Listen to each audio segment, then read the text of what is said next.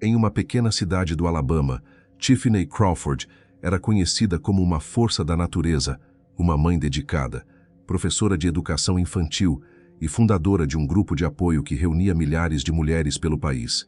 Espontânea, cheia de vida e com planos enormes para o futuro, ela parecia ser exatamente o tipo de pessoa que iluminava qualquer ambiente. Mas na noite de 2 de maio de 2017, uma ligação para o 911 marcaria o fim abrupto dessa trajetória luminosa. O que aconteceu naquela van estacionada em frente à casa da família levantaria perguntas perturbadoras, perguntas que levariam mais de 5 anos para serem respondidas.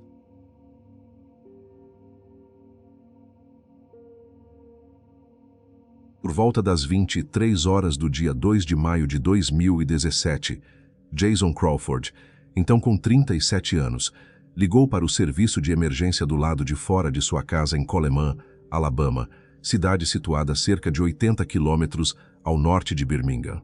Ele informou à atendente que sua esposa havia sido baleada e precisava de socorro imediato. Durante a chamada, Jason dizia tentar levantar a esposa para enxergá-la melhor e acender uma luz.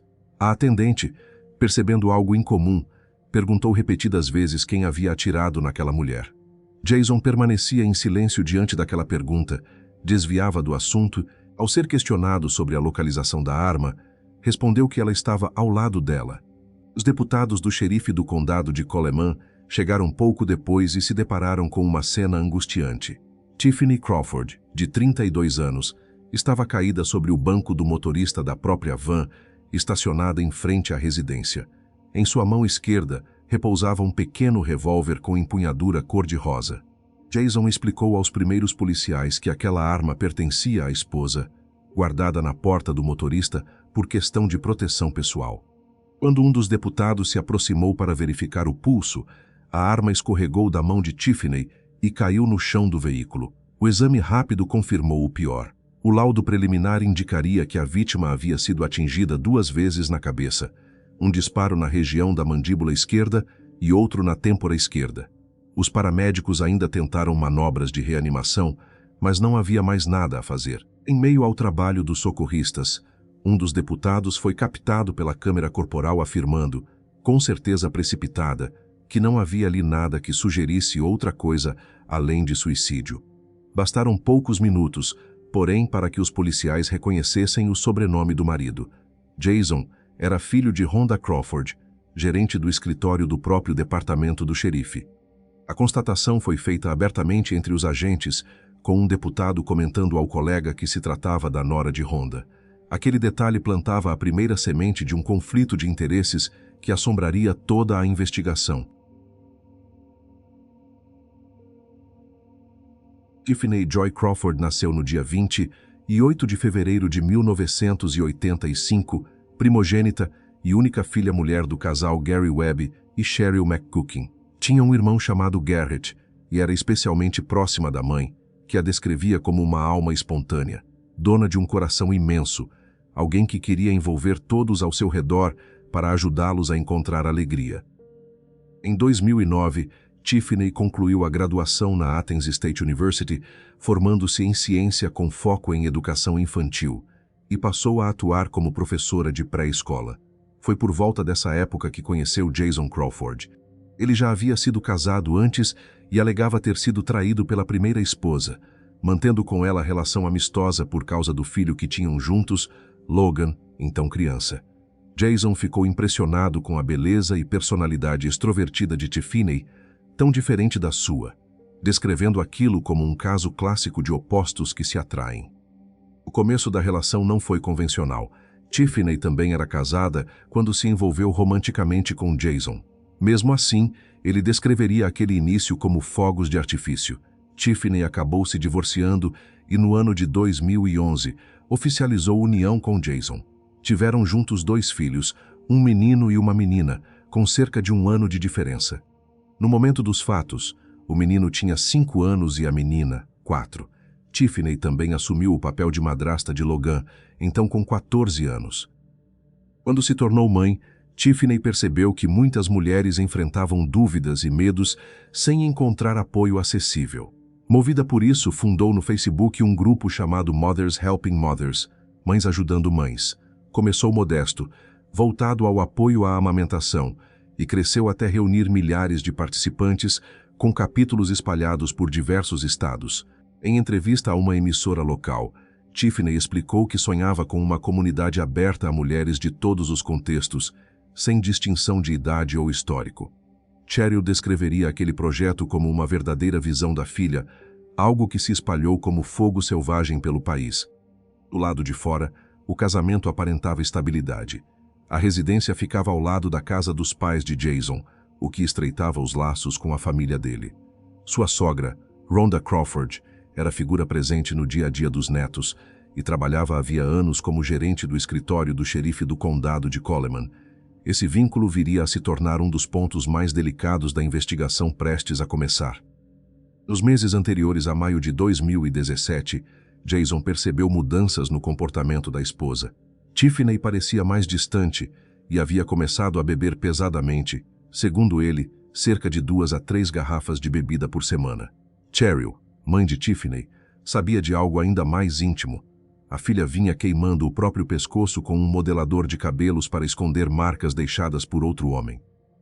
Tiffany havia conseguido um emprego em um mercado da rede Publix e, segundo a amiga próxima Lindsay Luke, e a própria mãe, juntava dinheiro para deixar Jason em breve, levando os filhos consigo.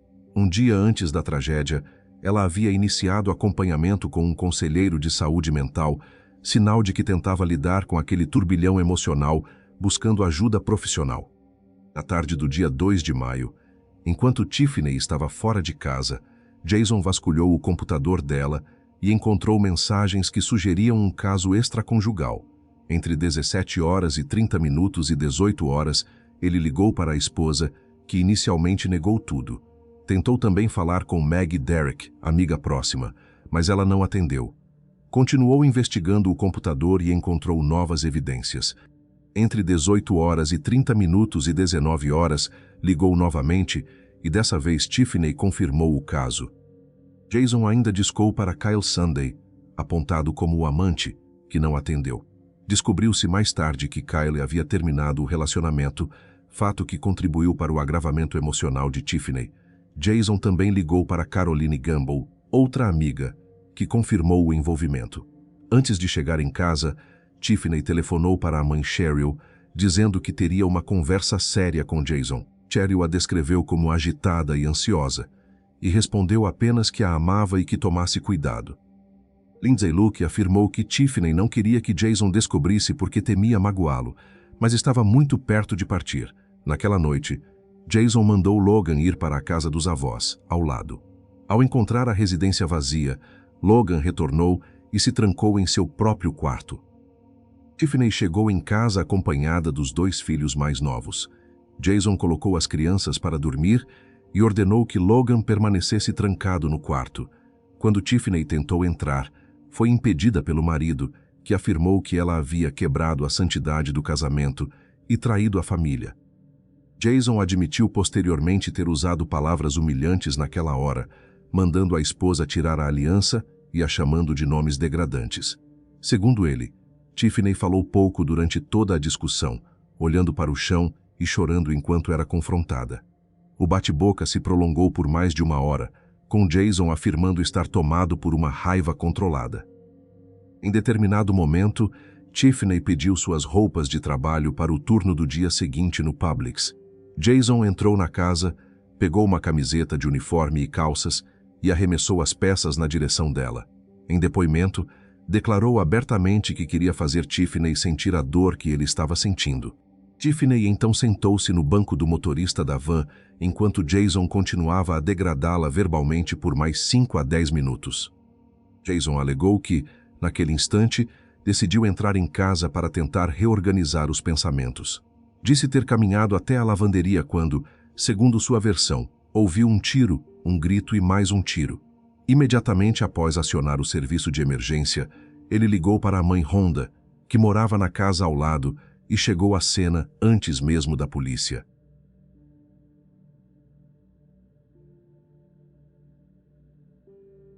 A notícia da morte chegou rapidamente ao xerife Matt Gentry, do condado de Coleman, por meio de um telefonema do chefe adjunto. A frase usada foi direta e reveladora. Parecia que a nora de Rhonda havia atirado em si mesma. O xerife decidiu ir pessoalmente até o local para verificar a situação, mas ao chegar, encontrou Rhonda já presente na cena, antes mesmo de qualquer movimentação oficial mais aprofundada. O legista local examinou rapidamente o corpo e apontou que tudo aparentava ser um caso de suicídio, embora um detalhe específico tenha chamado sua atenção e levantado dúvidas. Havia 2 disparos, e não apenas um, como seria mais comum. Gentry comentaria depois que a maioria absoluta dos suicídios não envolve 2 tiros. Não é impossível, mas é raro. Quando acontece, segundo sua experiência, geralmente um dos disparos é direcionado às vísceras e não à cabeça em 2 regiões diferentes. Estatísticas levantadas no contexto do caso ainda mostravam algo mais inquietante. Mulheres têm cerca de 47% menos probabilidade de tirar a própria vida usando uma arma de fogo direcionada à cabeça ou ao rosto, optando, na maioria das situações, por meios menos violentos, como o uso excessivo de medicamentos. Aquela cena, portanto, fugia completamente do padrão estatístico esperado. Diante do peso simbólico do vínculo profissional entre Rhonda e o departamento, Gentry decidiu, ainda na manhã seguinte, transferir oficialmente a investigação para o Alabama State Bureau of Investigation, conhecido pela sigla ABI. Justificou a decisão alegando que havia conflito de interesses e que era preciso garantir transparência total.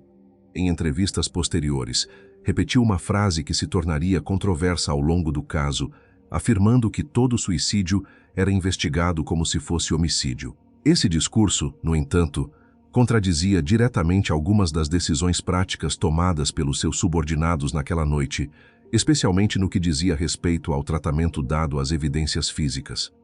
Enquanto isso, do outro lado da cidade, Cheryl recebia o telefonema mais devastador da sua vida. Foi a própria Rhonda quem ligou para informar a consogra sobre o que havia acontecido com Tiffany. Cheryl descreveria depois que sentiu o tempo congelar naquele instante, como se nada ao redor fizesse mais sentido. Tentou conversar diretamente com Jason, mas ele já estava ocupado com a polícia. Desligou o telefone e ficou paralisada, sem saber qual passo dar. Logo seus pensamentos se voltaram para os netos. Os 2 filhos pequenos do casal dormiam dentro da casa enquanto tudo aquilo acontecia. Apenas Logan, o adolescente de 14 anos, estava acordado durante o ocorrido, embora trancado em seu próprio quarto, conforme havia sido instruído mais cedo. O agente estadual Joe Parrish, do Alabama State Bureau of Investigation, assumiu oficialmente a condução do caso. Sua primeira providência foi dirigir-se ao escritório do promotor distrital para solicitar um mandado de busca específico para a van onde Tiffany havia sido encontrada. Aquele veículo, na visão do agente, era a peça central da investigação. Era ali que tudo havia acontecido e qualquer vestígio de sangue, pólvora, fios de cabelo, fibras ou impressões digitais poderia revelar o que realmente se passou. O problema é que, ao tentar executar o mandado, Parrish descobriu algo estarrecedor. Em menos de 24 horas após a morte de Tiffany, a van já havia sido devolvida pelos próprios policiais à família Crawford. Pior ainda, quando o agente finalmente conseguiu acesso ao veículo, a van já estava limpa. Os familiares de Jason haviam removido do interior qualquer vestígio do que ocorrera ali. Confrontado, Jason justificou a limpeza alegando que não queria que os filhos pequenos vissem o veículo naquele estado quando acordassem na manhã seguinte. Disse que estava preocupado com o impacto emocional da imagem sobre as crianças. Parrish achou tudo aquilo extremamente estranho. Para ele, era esquisito que uma família limpasse um veículo daquela maneira tão rapidamente após uma tragédia tão violenta. Ainda mais incompreensível era o fato de a polícia ter liberado o carro tão cedo, sem aguardar o trabalho do investigador estadual. Gentry, contudo, defendeu publicamente sua decisão. Afirmou que a van não tinha valor probatório adicional, que tudo já havia sido fotografado e processado pela equipe local e que tudo aquilo que precisava ser feito em uma cena de crime havia sido feito naquela noite. Para piorar o cenário, outras falhas começaram a se acumular. Jason nunca foi submetido a teste de resíduos de pólvora nas mãos, exame conhecido pela sigla GSR, que poderia indicar se ele havia disparado uma arma recentemente. A casa do casal jamais foi revistada em busca de roupas com manchas de sangue. Não houve análise especializada de respingos sanguíneos no veículo, nem mobilização de uma equipe forense de nível mais avançado. A perícia feita na cena foi considerada de baixíssimo nível técnico, claramente conduzida sob a presunção de suicídio, e não como uma genuína investigação de homicídio. Ao ouvir repetidas vezes a chamada de emergência feita por Jason, Parrish observou algo que reforçou sua desconfiança.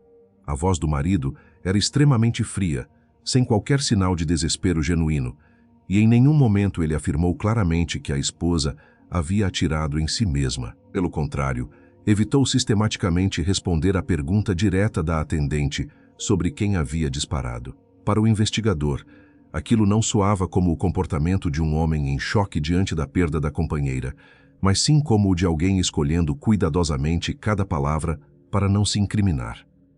Uma semana após a morte de Tiffany, com o laudo da autópsia ainda pendente, Parrish decidiu chamar Jason para um interrogatório formal nas dependências do Bureau Estadual de Investigação. A conversa seria fundamental para esclarecer as inconsistências percebidas durante a primeira abordagem. Foi nesse momento que Jason finalmente falou em detalhes sobre o caso extraconjugal da esposa e sobre a discussão acalorada que havia ocorrido nas horas anteriores ao ocorrido. Para Parrish, essa omissão inicial era profundamente suspeita.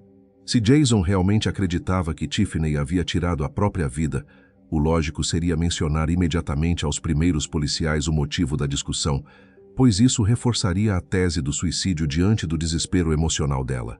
Em vez disso, Jason silenciou sobre o assunto e só veio a admitir os fatos quando confrontado em ambiente formal.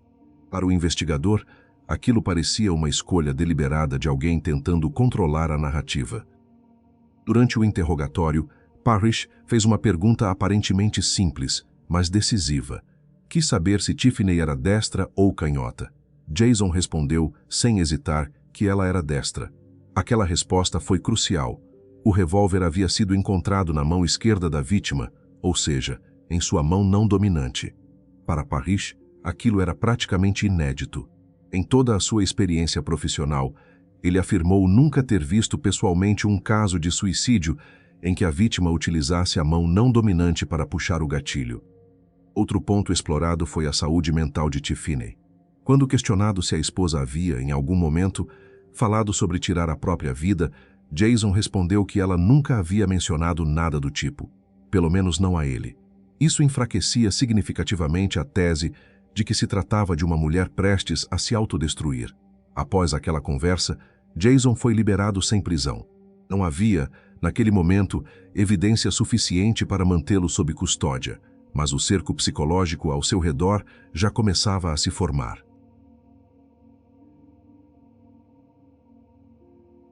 Cerca de uma semana, após o primeiro interrogatório, Jason foi convocado novamente, desta vez para uma situação bem mais tensa. O encontro seria conduzido por um colega de Parrish, que aplicaria um teste de polígrafo, popularmente chamado de detector de mentiras. Antes do exame, foi feita a leitura formal dos direitos constitucionais. Jason concordou em colaborar e se submeteu ao procedimento. Ao final do teste, o examinador informou que o resultado havia sido considerado reprovado. Segundo ele, as reações fisiológicas registradas durante as perguntas estavam, literalmente, fora dos gráficos. A partir daquele momento, o tom do interrogatório mudou completamente. O examinador adotou postura agressiva e confrontadora. Disse a Jason, com palavras duras, que não queria mais ouvir aquela história de que ele não havia atirado na esposa, pois sabia que aquilo era mentira. Jason reagiu com revolta. A discussão escalou rapidamente, com tons de voz elevados e troca de farpas. Ele acabou se levantando e abandonando a sala, encerrando o interrogatório de forma abrupta, sem qualquer tipo de prisão ou confissão. Mais tarde, contestou veementemente os resultados do exame. Em sua versão, o examinador teria mentido sobre a reprovação no polígrafo apenas como estratégia para tentar arrancar dele uma falsa confissão. Sua defesa também minimizou o episódio, alegando que polígrafos não passam de ferramentas investigativas e que policiais costumam afirmar reprovação como artifício, mesmo sem que ela realmente tenha ocorrido. Por causa de um acúmulo significativo de trabalho no escritório do médico legista do estado, levaram quase um ano inteiro para que os resultados completos da autópsia fossem finalmente concluídos. Quando o documento foi entregue, ele trouxe uma reviravolta capaz de alterar todo o rumo da investigação. A médica responsável pelo exame, doutora Valerie Green, classificou oficialmente a maneira da morte como homicídio e não como suicídio, contrariando a impressão inicial que havia se formado entre os primeiros policiais que estiveram na cena. A conclusão da legista não foi tomada de forma leviana. Ela se apoiou em uma análise técnica meticulosa dos ferimentos. Ao examinar o disparo na têmpora esquerda, percebeu a ausência tanto de partículas de pólvora quanto de abrasões características que costumam aparecer em ferimentos de curta distância. A partir dessa observação, doutora Green chegou à conclusão de que o tiro havia sido efetuado a, no mínimo, 25 centímetros da cabeça da vítima, equivalente a 10 polegadas no sistema americano. Para a legista, esse simples detalhe já desmontava a hipótese inicial. A questão se aprofundava quando se imaginava o cenário descrito na cena. Para que tivesse atirado em si mesma com a mão não dominante, a vítima teria precisado estender o braço esquerdo a uma distância considerável, com o cano da arma a mais de 25 centímetros do próprio crânio, dentro de um espaço apertado, sentada no banco do motorista, com a porta do veículo fechada, conforme afirmou o marido. Em palavras simples, a explicação não fazia sentido físico. Não era impossível, mas extremamente improvável. Doutora Green destacou ainda outro elemento técnico fundamental. Nenhum dos dois ferimentos apresentava marcas de contato. Em casos típicos de suicídio com arma de fogo na cabeça, é comum que o cano seja pressionado diretamente contra a pele da vítima, deixando vestígios característicos. A ausência total dessas marcas, em ambos os disparos, foi tratada por ela como mais um dado fortemente indicativo de que outra pessoa estava atrás daquela arma. Por fim, a legista analisou cuidadosamente as fotografias da porta do motorista. Não encontrou sangue significativo no painel da porta, no vidro ou na janela. Havia apenas uma pequena quantidade no chão. Para ela, aquilo era revelador. A conclusão foi clara e direta. Se a porta estivesse fechada no momento dos disparos, como havia sido descrito, ela estaria muito mais respingada. A ausência desses vestígios indicava que a porta provavelmente estava aberta e que alguém estava em pé naquele exato espaço quando os tiros foram efetuados. Com o laudo apontando o homicídio em mãos, o promotor assistente Jeff Roberts decidiu levar o caso ao grande júri. Roberts não tinha qualquer hesitação em sua avaliação. Declarou abertamente que não tinha dúvida nenhuma sobre a culpa do marido e que, em sua leitura, havia sido justamente a perícia médica que inclinou a balança definitivamente. Para ele, sem aquele laudo, dificilmente o caso teria avançado para a fase criminal. Naquela altura, a posição da mãe de Tiffany ainda era cheia de contradições internas. Ela rejeitava a ideia de suicídio, pois conhecia a filha e jamais imaginaria que ela fosse capaz de tal ato, mas, ao mesmo tempo, recusava-se a aceitar que o genro pudesse ter cometido um assassinato. Sua estratégia para lidar com aquele turbilhão emocional foi simples: evitar deliberadamente os detalhes da investigação. Não queria que aquelas informações maculassem a relação que mantinha com os netos e com a família do marido da filha. Preferia, naquele momento, viver na suspensão da dúvida. Apesar disso, o grande júri foi categórico ao retornar uma indiciação por homicídio contra Jason. No dia 21 de maio de 2018, pouco mais de um ano após a morte de Tiffany, ele se entregou às autoridades. Quando recebeu a notícia da indiciação, ligou para Cheryl. Ela descreveu a conversa como algo extremamente chocante e confuso, profundamente desconcertante. Joe Parrish, presente no momento da entrega voluntária, observou algo que considerou mais um sinal revelador. Jason não parecia preocupado de forma alguma diante do peso da acusação que recaía sobre ele. A custódia, no entanto, foi breve. Jason pagou uma fiança de $100.000 no mesmo dia e foi colocado em liberdade. Sua defesa passou rapidamente a ser conduzida pelos advogados Robert Tuting e Nicholas Heatherly, que adotaram uma postura pública firme. Afirmavam categoricamente acreditar na inocência do cliente. Lembravam que, Na noite do ocorrido, ninguém havia visto sangue no corpo dele e que nenhum elemento físico indicava que tivesse disparado uma arma recentemente. A defesa também tratou de contratar seu próprio especialista, o Dr. James Lauritsen, ex-chefe legista do estado do Alabama, que apresentaria visão diametralmente oposta à de Dra. Green. Mais de 4 anos ainda se passariam antes que o caso finalmente fosse a julgamento.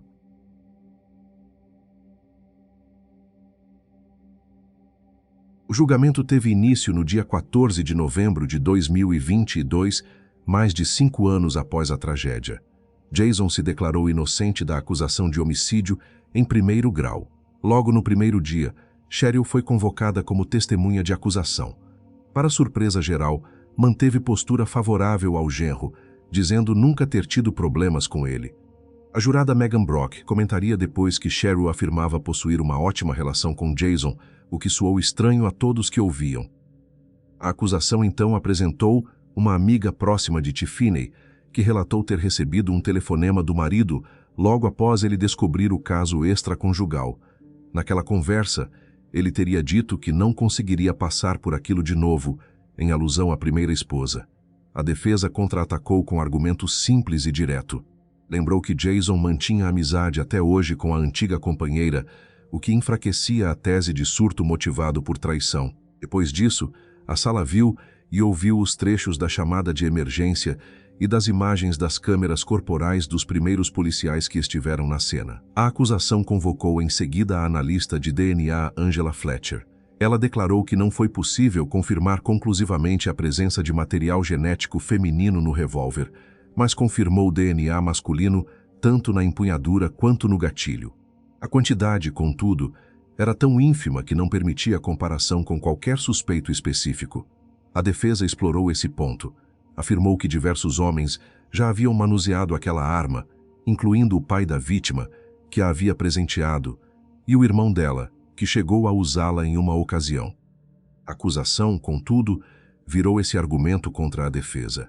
Sustentou que a quase total ausência de DNA, especialmente da própria Tiffany, sugeria que a arma havia sido limpa antes de ser colocada em sua mão. Dra. Green reapareceu então no banco das testemunhas, reafirmando suas conclusões anteriores. O Dr. Lauritsen, em depoimento gravado, sustentou ser impossível determinar com precisão a distância do disparo, alegando que o cabelo do couro cabeludo da vítima teria filtrado partículas de pólvora. A legista de acusação rebateu, afirmando que esse fator havia sido considerado em sua análise e que, ainda assim, esperaria observar abrasões na pele. A defesa apresentou ainda o diário pessoal de Tiffany como prova. Em uma anotação datada do próprio dia da morte, ela escreveu sobre estar tentando descobrir o que fazer consigo mesma e tentando evitar desmoronar. Os advogados também ressaltaram seu consumo excessivo de bebida e o término recente com o amante. A acusação respondeu lembrando que a busca por terapia, um dia antes, era sinal de alguém olhando para o futuro. Logan, filho mais velho do acusado, declarou ter ouvido o pai dentro da casa quando os tiros soaram, embora nunca o tenha visto, pois permanecia trancado no quarto. No quinto e último dia de julgamento, a defesa tomou uma decisão considerada arriscada. Colocou o próprio acusado para depor diante do júri. O resultado, segundo os próprios advogados admitiriam depois, não foi o esperado. Em determinado momento, Jason riu ao descrever como havia jogado as roupas em direção à esposa naquela noite. Quando foi perguntado se achava aquilo engraçado, respondeu que não, mas sua postura corporal já havia causado má impressão no plenário. Reconheceu, durante o depoimento, ter falado com Tiffany como se ela não fosse humana. Admitiu também que tal comportamento talvez tivesse contribuído para empurrá-la ao limite emocional. Riu mais uma vez ao mencionar a discussão com o aplicador do polígrafo, dizendo que o agente havia sido odioso e desrespeitoso. Acusou ainda uma das amigas de Tiffany de mentir no banco das testemunhas, alegando que a frase real teria sido outra, dizendo que não acreditava estar passando por aquilo de novo. Confirmou também que omitiu o caso extraconjugal dos primeiros policiais. A situação se agravou quando Jason começou a discutir diretamente com a juíza Martha Williams, que precisou repreendê-lo, lembrando que não estava fazendo perguntas a ele. O promotor Jeff Roberts aproveitaria depois o episódio para comentar que a pessoa vista no banco era exatamente o tipo de homem que se poderia imaginar cometendo um ato como aquele. Após algumas horas de deliberação, os jurados solicitaram rever as imagens das câmeras corporais e a gravação completa da chamada de emergência. Apenas 30 minutos depois desse pedido, anunciaram que haviam chegado a uma decisão. Cheryl estava no tribunal, sentada com o marido logo atrás dos pais do acusado. A jurada Megan Brock revelaria depois o ponto exato que selou o destino do julgamento. Foi a frase dita por Jason ao informar que a arma estava ao lado da esposa, quando, nas imagens das câmeras, era visível que o revólver permanecia firmemente na mão dela. Para os jurados, a contradição se tornou irreconciliável. Jason ainda tentou explicar como mera questão de palavras escolhidas na pressão do momento, mas o argumento não encontrou eco no júri. No dia 18 de novembro de 2022, ele foi declarado culpado de homicídio em primeiro grau. Cheryl ficou atordoada. Uma amiga gritou aleluia, gesto que a incomodou profundamente. Para ela, não havia ali motivo de comemoração, apenas perda generalizada. Foi somente após examinar pessoalmente todas as evidências, com a equipe do programa de televisão, que ela finalmente declarou acreditar que o genro de fato havia matado a filha. A audiência de sentença ocorreu no dia 10 de março de 2023. Cheryl tomou a palavra e dirigiu-se diretamente ao réu. Disse não conseguir compreender como ele havia conseguido olhá-la nos olhos por 5 anos e meio sem revelar a verdade. Pediu, em tom firme, que ele encontrasse algum dia sabedoria e força para falar abertamente sobre o que realmente havia acontecido. Os pais do acusado levaram os 2 filhos pequenos do casal para a audiência, sentando-os na primeira fila, algo que Cheryl não sabia que aconteceria. A sentença imposta foi de 99 anos de prisão. Pela legislação do Alabama, ele se torna elegível a pedir liberdade condicional após 15 anos cumpridos. Quando uma jornalista perguntou o que diria a Tiffany hoje, Jason respondeu acreditar que ela pediria desculpas, alegando não ter percebido o quanto sua atitude afetaria tantas pessoas, transferindo a responsabilidade para a vítima até o último instante. Apresentou recurso, que foi negado pela Corte de Apelações Criminais do Estado. Os filhos do casal passaram a ser criados pelos avós paternos, com a participação de Cheryl. O grupo Mothers Helping Mothers, criado por Tiffany, segue ativo, mantendo viva a missão daquela mulher que, segundo a mãe, foi um anjo passageiro enviado para ensinar amor, gentileza e generosidade.